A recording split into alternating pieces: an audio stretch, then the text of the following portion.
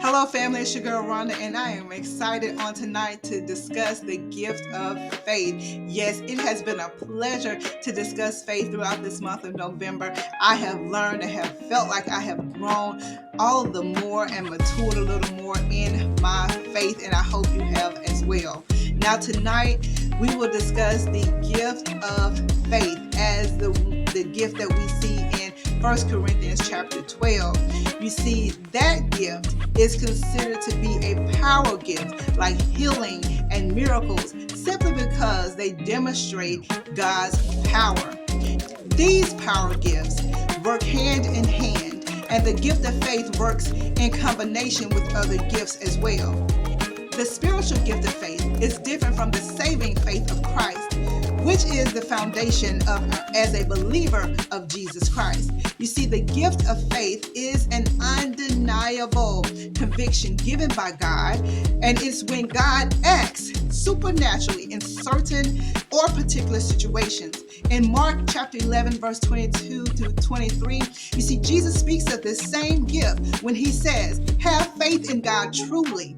I say to you, whoever says to this mountain, be taken up and thrown into the sea, and does not doubt in his heart, but believes what God says will come to pass, it will be done for him." You see, the Greek wording there of that verse 22 literally says that have faith of God. You see, the gift of faith is a faith that cannot be produced by man. It cannot be stirred up by our own human efforts, but it is a gift from God, from Yahweh, our only one and true creator, and only him.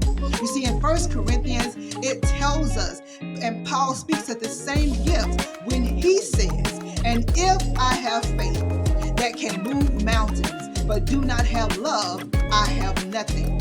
Paul is talking about the same gift that Jesus was talking about, the gift of faith.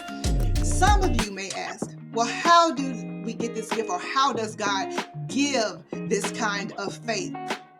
Now, the simplest way I can explain this for you is that oftentimes it is given through prophecy over his knowledge, which communicates God's desire for a specific accomplishment of his will in a particular situation. For an example, it would be when God gives you a word through the Holy Spirit, or he directly or through prophecy, or he reveals you something in a dream. He reveals his wills and desires for you, and it removes all doubt from your mind. That gift of faith is working when you receive a prophecy or a dream or a word, and it removes all doubt from your mind. The gift of faith is working when it causes you to believe. This is how you know, when it causes you to believe without doubt that what God has spoken or what God has revealed to you is truly going to come to pass. No ifs, ands, or buts about it. You know that it's going to come to pass. You see, when you have communication like that, coupled with confidence in God, that alone, if we ask anything according to his will that he hears, there is nothing that cannot be manifested in our lives. You see, 1 John 5 and 14 through 15 tells us this is the confidence we have in approaching God, that if we ask anything according to his will, he hears us. And if we know that he hears us, whatever we ask, we know that we have what we ask of him.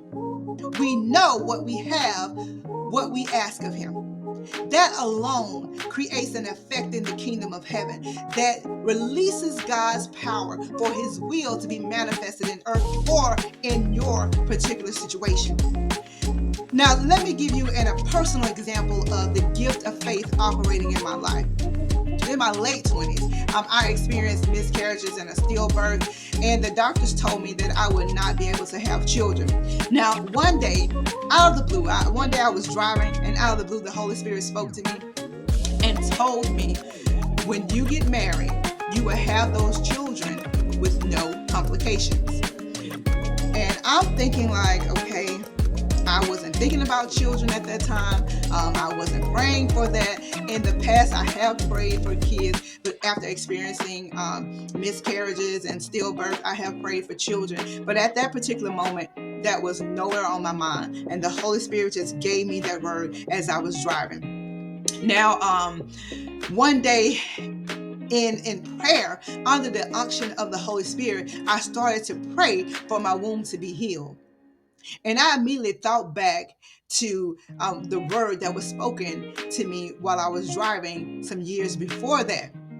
And when God released that word to me, it gave me an assurance that what he spoke was coming to pass. I no longer worried. It resolved the doubt that was within me when it was spoken to me.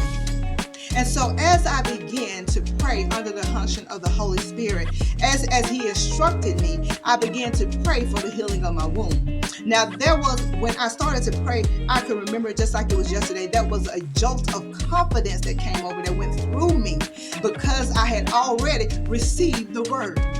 And because I had already received that word and believed in the word that was spoken, there was no doubt in my mind that what God had said and what he was telling me to speak, that it was going to come to pass. Now, without a shadow of a doubt, at this point in time, I believe God and I believe him wholeheartedly that what he said is coming to pass in spite of what the doctor said. It removed all doubt.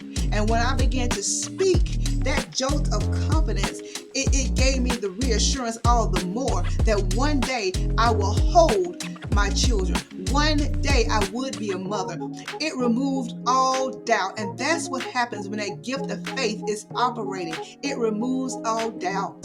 No ifs, ands, buts about it. You believe it to the core that what God said is sure, that it is established and it is so. Now, long story short, I have 2 teenagers that test my gangster every now and then, but God. The gift of faith that we see in 1 Corinthians chapter 12 is not just about believing in who God is, but it is believing in the impossible of what God can do. Now, with anything God gives us, y'all, with anything he gives us, it requires us to grow and to mature in it, to be good stewards of it. Even with our gifts, he's asking us to be good stewards of it. And so as we seek God, as we seek to know him more and more, as we stay more in his presence, as we grow and we walk in faith, and that gift of faith is operating in our lives, the fruit will be in our lives. And as you see in my example, the fruit is in my life. My children are the fruit.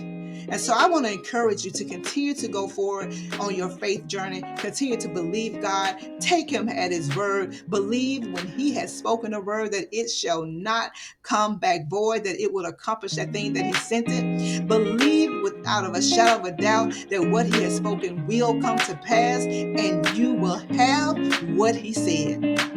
I hope you guys have enjoyed this message on tonight. I hope you have enjoyed learning about the gift of faith. And I pray that you continue to increase more and more in God, that he can get the glory out of your life.